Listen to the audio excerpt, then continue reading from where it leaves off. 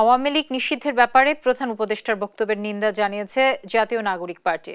শুক্রবার সন্ধ্যায় রাজধানীর বাংলা মোটরে দলীয় কার্যালয়ে সংবাদ সম্মেলনের কথা জানান দলটির আহ্বায়ক নাহিদ ইসলাম।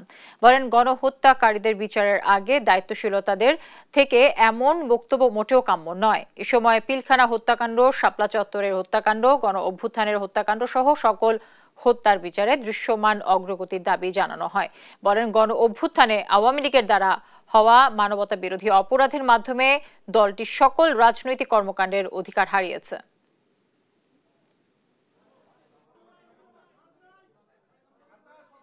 সম্প্রতি অন্তর্বর্তীকালীন সরকারের প্রধান উপদেষ্টা মন্তব্য করেছেন, আওয়ামী লীগ নিষিদ্ধের কোনো পরিকল্পনা সরকারের নেই। আমরা তার এই বক্তব্যের নিন্দা জানাই। আওয়ামী লীগ কর্তৃক সংগঠিত পিলখানা হত্যাকাণ্ড, শাপলা হত্যাকাণ্ড, আগ্রাসন বিরোধী আন্দোলনে হত্যাকাণ্ড, গুম, ক্রসফায়ার, ভোট ডাকাতি সহ জুলাই হত্যাকাণ্ডের বিচার প্রশ্নে কার্যকর অগ্রগতি দৃশ্যমান হওয়ার আগে রাষ্ট্রের দায়িত্বশীল পদ থেকে এ ধরনের বক্তব্য অনাকাঙ্ক্ষিত।